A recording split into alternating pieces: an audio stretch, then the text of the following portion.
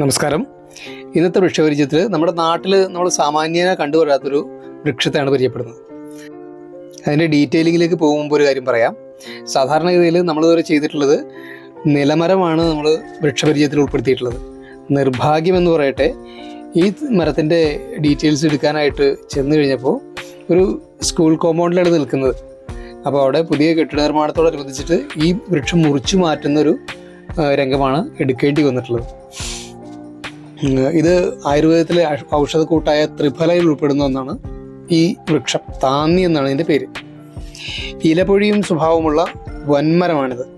ഏതാണ്ട് 30 മീറ്ററിലധികം ഉയരത്തിൽ ഇടയ്ക്ക് ശാഖകളൊന്നുമില്ലാതെ ഉയർന്ന് വളരുന്ന ഒരു സ്വഭാവമാണ് ഈ ഒരു മരത്തിനുള്ളത്. ഒരു ഇലപൊഴിക്കും മരമാണിത്. നമ്മുടെ നാട്ടുപ്രദേശങ്ങളിൽ അങ്ങനെ അധികമായിട്ടൊന്നും കാണപ്പെടാത്തതിനാൽ പലർക്കും ഈ മരം അത്ര പരിചിതം ആയിരിക്കാനിടയില്ല. എന്നാൽ കുടുംബമായി ജീവിക്കുന്നവർക്ക് ഈ മരത്തെ ഒന്ന് അറിയാതിരിക്കാനും കഴിയില്ല, പ്രത്യേകിച്ച് പുരുഷന്മാർക്ക്. കാര്യം ഞാൻ വീഡിയോയുടെ അവസാനം പറയാം. വീഡിയോ സ്കിപ്പ് ചെയ്തു പോകാതെ തുടരുക. കോംബ്രട്ടേസി എന്ന സസ്യകുടുംബത്തിൽ ഉൾപ്പെടുന്ന താന്നിയുടെ ശാസ്ത്രീയ നാമം ടെർമിനേലിയ ബെല്ലറിക്ക എന്നാണ്. വിഭീതകി, അക്ഷം, കലിദ്രുമ, ഭൂതവാസ എന്നിവയൊക്കെയാണ് ഇതിൻ്റെ സംസ്കൃത നാമങ്ങൾ. മലയാളത്തിൽ തന്നെ തൂഷം എന്നൊരു പേര് കൂടിയുണ്ട് താന്നിക്ക്. ഈ ഒരു പേര് ഞാൻ ആദ്യമായിട്ട് കേൾക്കുകയാണ് കേട്ടോ. നിങ്ങൾക്ക് അറിയുമായിരുന്നോ? എങ്കിലൊന്ന് കമൻറ്റ് ചെയ്തോളൂ. തൂഷം എന്നുള്ള പേര്. പശ്ചിമഘട്ട മലനിരകളിൽ താന്നി നന്നായി വളരുന്നുണ്ട്. കഠിനമായ ചൂടും മഞ്ഞും ഈ മരത്തിന് താങ്ങാനാകാത്തതിനാൽ ഉത്തരേന്ത്യയിൽ താന്നി വളരെ വിരളമാണ്.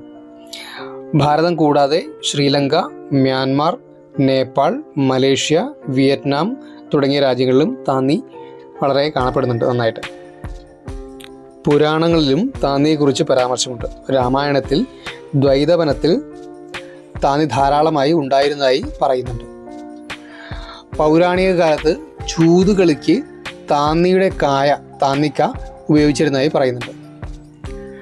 ഭരദ്വാജ മഹർഷി തൻ്റെ ആശ്രമ പരിസരത്ത് താന്നിമരം വളർത്തിയിരുന്നത്രേ.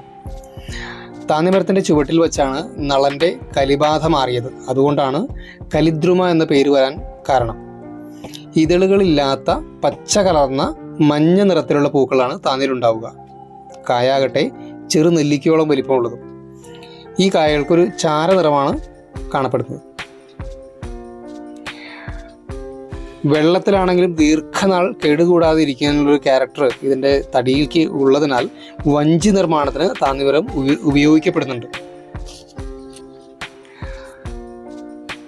ആയുർവേദത്തിലാണ് താന്നി കൂടുതലായിട്ട് ഉപയോഗിക്കുന്നത്. ത്രിഫല ചൂർണത്തിലെ പ്രധാന ചേരുവയാണ് താന്നിക്ക. വളരെ പ്രധാനപ്പെട്ട മറ്റൊരു ഉപയോഗമായി പറയുന്നത് ഒട്ടനവധി പുരുഷകേസരിമാർ ഗോപ്യമായി കൊണ്ടുനടക്കുന്നൊരു പ്രശ്നമാണ് ശീഘ്രസ്ഖലനം എന്നത്. ദാമ്പത്യത്തിലെ അസ്വാരസ്യങ്ങൾ കുടുംബ ഭദ്രതയെ തന്നെ ബാധിക്കാനും ഇടവരും.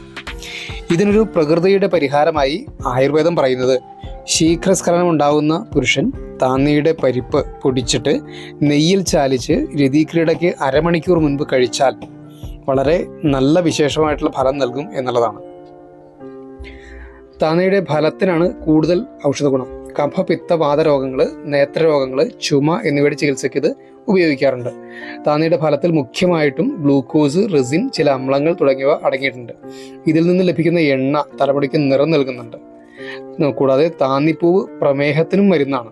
മൂത്രാശയ രോഗങ്ങൾക്കും താന്നിക്കയുടെ ഔഷധത്തെ പ്രയോജനപ്പെടുത്തുന്നുണ്ട്. അങ്ങനെ നിരവധിയായിട്ടുള്ള പ്രയോജനം നമുക്ക് സമ്മാനിക്കുന്നൊരു വൃക്ഷം തന്നെയാണ് താന്നി എന്ന് പറയുന്നത്.